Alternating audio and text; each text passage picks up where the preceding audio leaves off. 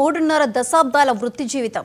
Journalism, TV సీరియళ్లు, కాంట్రాక్టులు, వ్యాపారాలతో జీవితాన్ని ఎన్నో రంగుల రేఖలతో అద్భుతంగా గీశాడు. కానీ ఆ రేఖల్లో ఏదో తెలియని శూన్యం. ఎంత చేసినా సంతృప్తి కనిపించలేదు. శూన్యాన్ని భర్తీ చేయడానికి పచ్చని దారిని ఎంచుకున్నాడు. రాసాయనిక వ్యవసాయాన్ని పక్కన పెట్టి జీవ వైవిధ్యాన్ని ఆరాధనగా మార్చాడు. వ్యవసాయానికి ఏమాత్రం అనుకూలం కాని నేలలో ఔషధ మొక్కలు నాటాడు. జీవామృతం, ఘన జీవామృతంతో చెట్లు శ్వాస తీసుకునేలా చేశాడు. జర్నలిజంను వీడి ప్రకృతి వ్యవసాయంతో ఆరోగ్యకరమైన జీవితాన్ని ఆవిష్కరించిన 60 ఏళ్ల హరిబాబు చైత్ర యాత్రపై ప్రత్యేక కథనం.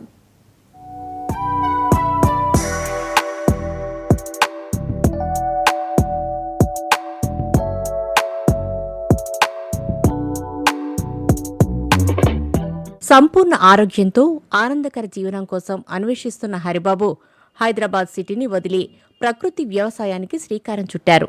రంగారెడ్డి జిల్లా మహేశ్వరం మండలం అమీర్పేట గ్రామ పరిధిలో 10 ఎకరాల్లో ప్రకృతి వ్యవసాయ క్షేత్రానికి రూపకల్పన చేశారు. సివిల్ కాంట్రాక్టులు చేస్తున్నా, టీవీ సీరియల్స్ తీస్తున్నా 45 ఏళ్లుగా వ్యవసాయానికి ఏనాడు దూరంగా ఉండలేదు. అయితే అప్పట్లో టెన్షన్లతో కూడిన డైలీ లైఫ్ నుంచి రిలీఫ్ కోసం అమీర్పేట్లో భూమి కొనుగోలు చేసి వ్యవసాయం చేసేవారు. ప్రకృతి వ్యవసాయం గురించి అధ్యయనం చేస్తూ పూర్తి స్థాయిలో వ్యవసాయాన్ని చేపట్టేందుకు ప్రకృతి వ్యవసాయ క్షేత్రంగా మార్చేశారు. కర్ణాటకలోని దోడ్బల్లాపూర్కు చెందిన సుప్రసిద్ధ ప్రకృతి వ్యవసాయవేత్త దివంగత డాక్టర్ ఎల్ నారాయణరెడ్డికి ఏకలవ్య శిష్యుడిగా మారిపోయారు.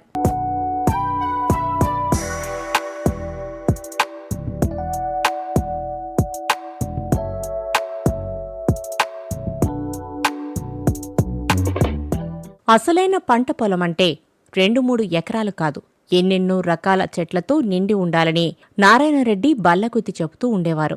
ఆయన స్ఫూర్తితోనే 10 ఎకరాల్లో వేలాది రకాల చెట్లు, ఔషధ మొక్కలు నాటారు.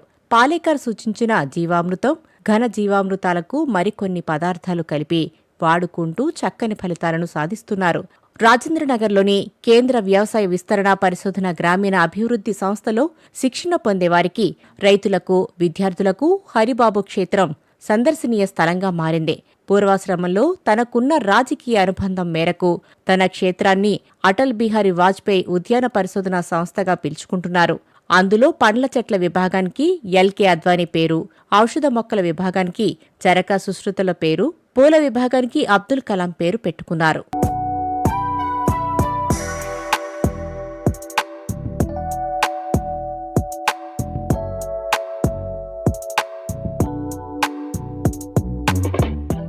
మొత్తం 10 ఎకరాల పొలంలో 100 రకాల రుచికరమైన పండ్ల చెట్లు నాటారు.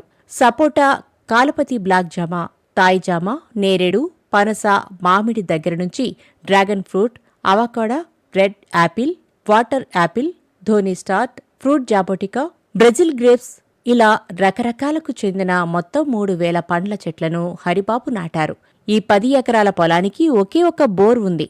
డ్రిప్ ద్వారా ప్రతి 15 రోజులకొకసారి ద్రవ జీవామృతం, ఏడాదికోసారి ఘన జీవామృతం పెట్టేవారు. వర్షాకాలంలో ఒకసారి చెట్ల మధ్యలో రోటవేటర్ వేయటం తప్ప ఇంకేమీ చేయకుండానే మంచి ఫలసాయం సాధిస్తున్నారు. 3 కూలీలతోనే పనులను చక్కబెట్టుకుంటున్నారు. చిన్న, సన్నకారు రైతులు తమ భూముల్లో సీజనల్ పంటలు సాగు చేయడానికి బదులు పండ్ల, కలప చెట్లను సాగు చేస్తూనే మధ్యలో సీజనల్ ఆహారం పంటలు, కూరగాయలు సాగు చేసుకుంటే రైతు కుటుంబాలు సుభిక్షంగా ఉంటాయని హరిబాబు నిరూపించారు.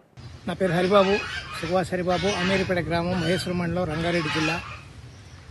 నేను వ్యవసాయం అనేది నేను చిన్నప్పటి నుంచి నాకు మన భారతీయ కుటుంబాలన్నీ వ్యవసాయ కుటుంబాలు, అలాగే నేను కూడా వ్యవసాయానికి ప్రభావితమైనాన్ని. ఫస్ట్ నేను నా చిన్నప్పటి నుంచి కూడా నేను పొలం వెళ్ళా. స్కూల్కి వెళ్ళేటప్పుడు, హై స్కూల్కి వెళ్ళేటప్పుడు, కాలేజీకి వెళ్ళేటప్పుడు ఎప్పుడైనా పొలాన్ని వదలా. అట్లాగే హైదరాబాద్ వచ్చిన తర్వాత 1978లో కొద్ది కాలం జర్నలిస్ట్గా చేశాను. ఒక పెద్ద పేపర్లో, పేరు చెప్పకూడదు, పెద్ద పేపర్లో నేను జర్నలిస్ట్గా చేశాను కొద్ది కాలమే. ఆ తర్వాత దాన్ని వదిలేసి అక్కడి నుంచి గచ్చిబౌలిలో ఒక 3 ఎకరాల పొలం కొనుక్కుని, ఒక 5 ఎకరాల కౌలుకు తీసుకుని 8 ఎకరాలు వ్యవసాయం చేశాను. తర్వాత ఎన్నో రకాల బిజినెస్లు చేశాను. కానీ ఆ వ్యవసాయం మాత్రం వదల. 2012 వరకు అదే వ్యవసాయాన్ని అట్లాగే దాదాపు 28 సంవత్సరాలు చేశాను నేను, 80 నుంచి.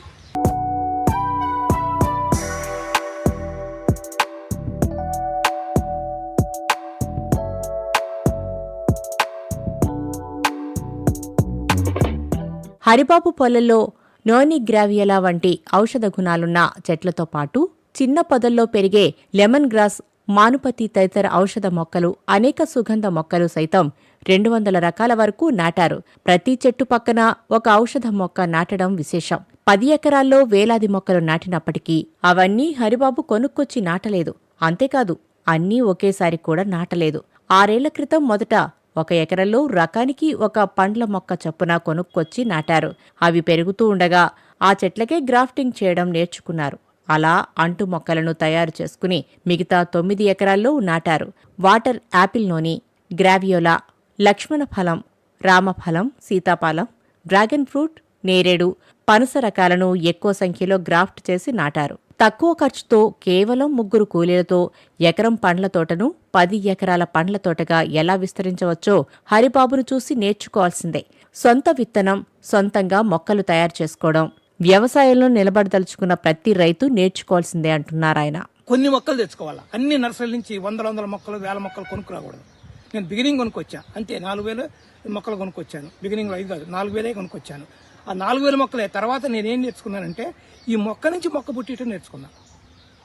మన ఎర్రచందనం ఉంది, ఇతరం తెప్పించుకున్నా, నర్సరీ పోసుకుని ఆ మొక్కలు అట్లా డెవలప్ చేసుకెళ్ళా. శాండల్వుడ్ ఉంది, అది కూడా ఇతరం తెప్పించుకుని నర్సరీ పోసుకుని మొక్కలు డెవలప్ చేసుకెళ్ళా. మొక్క కొనుక్కొస్తే 60 రూపాయలు, 70 రూపాయలు, 100 రూపాయలు అట్లా ఖర్చు అవుతుంది. మొక్కలు కొనుక్కు రాలేదు, ఇక్కడే తయారు చేసుకున్నా. మళ్ళీ నా దగ్గరకు వచ్చిన ఈ మొక్కల నుంచి మొక్కలు డెవలప్ చేసుకుంటా తోట అంతా 10 ఎకరాలు హై డెన్సిటీ మెథడ్లో పెట్టుకుంటే వెళ్ళానే కానీ నేను ఎక్కువ నర్సరీలకు ఆధారపడలేదండి. ఫస్ట్ 4000, ఇవాళైతే 10,000 పైన ఉంటాయండి. 10 ఎకరాల్లో 10,000 చెట్లు పైన ఉంటాయి.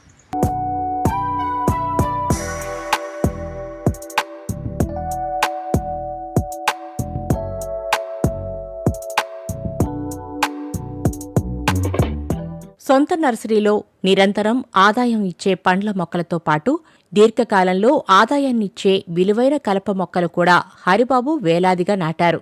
ఎర్రచందనం 2000, శ్రీగంధం 2,500 నాటారు.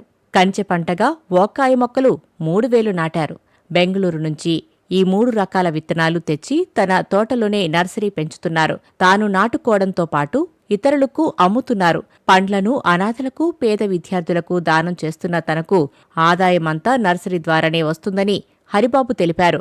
పొలంలో 1 గజం నేల కూడా ఖాళీ లేకుండా మొక్కలు నాటాలంటారు హరిబాబు. పొలం చుట్టూ వాక్కాయ చెట్లతో కంచెలా నిర్మించారు.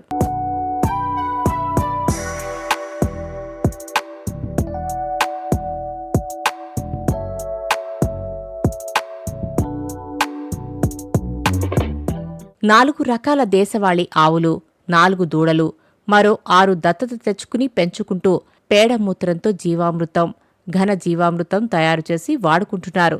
100 నుంచి 150 ఎకరాల కోళ్లు, బాతులు, గొర్రెలు తోటలోనే తిరుగుతూ పెరుగుతున్నాయి. కనీసం 3 ఎకరాల పొలం ఉన్న సన్న, చిన్నకారు రైతులంతా హరిబాబులా సమీకృత ప్రకృతి తోటను ఏర్పాటు చేసుకోవాలనుకుంటే ప్రతి పొలంలో పండ్ల చెట్లు, కలప చెట్లు, జీవకంచె నాటుకోవాలి. వీటి మధ్యన 4 విభాగాలు చేసుకుని కూరగాయలు, మొక్కజొన్న, మిర్చి, పప్పులు, చిరుధాన్యాలు, పశువులకు గడ్డి సాగు చేసుకోవాలి. ఈ పద్ధతిలో సాగు చేసుకుంటే 3 ఎకరాల్లో 3 నుండి 4 లక్షల ఆదాయం పొందవచ్చు.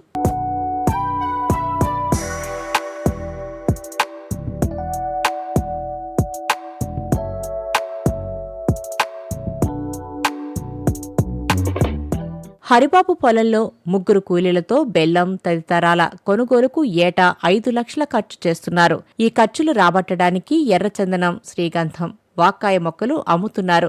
ప్రతి రైతు తన పొలాన్ని ఇలా తీర్చిదిద్దుకోవాలనుకుంటే రోజూ 7 లేదా 8 గంటల తోట పనుల్లోనే నిమగ్నం కావాలి. తాము అమలు చేస్తున్న సాగు పద్ధతుల గురించి సన్న, చిన్నకారు రైతులకు శిక్షణ ఇవ్వాలని హరిబాబు లక్ష్యంగా పెట్టుకున్నారు. ప్రతి గ్రామంలో ఇలాంటి 3-4 రైతులను తయారు చేస్తే తర్వాత మిగతా వారు నేర్చుకుంటారు. ప్రభుత్వం చిన్న, సన్నకారు రైతులను ఆదుకోవడానికి డబ్బు ఇవ్వటం వల్ల వారి జీవితాలు ఎప్పటికీ బాగుపడవు. దాని బదులు మొక్కలు, డ్రిప్ సిస్టమ్, పొలంలోనే ఇల్లు, పశువుల షెడ్డు నిర్మించి ఇచ్చి వారి జీవితాన్ని వారే దిద్దుకునే అవకాశం కల్పించాలి. కేంద్ర, రాష్ట్ర ప్రభుత్వాలు దీనిపై దృష్టి పెట్టేలా చేయడమే లక్ష్యంగా నిర్దేశించుకున్నారు హరిబాబు.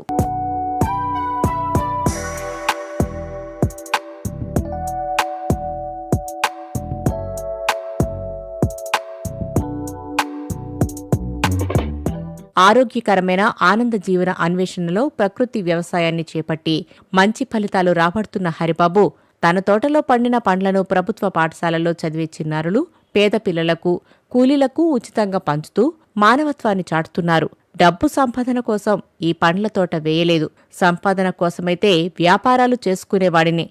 పండ్లను పేదలకు, పిల్లలకు పంచడంలో అనిర్వచనీయమైన ఆనందాన్ని పొందుతున్నాను. లేటు వయసులోనూ విశేష కృషితో తన కలలను పండించుకుంటున్న హరిబాబు సమీకృత ప్రకృతి వ్యవసాయ క్షేత్రాన్ని ఆవిష్కరించి విలక్షణ రైతుగా ఆనంద జీవన విధానానికి నిలువెత్తు నిదర్శనంగా నిలుస్తున్నారు.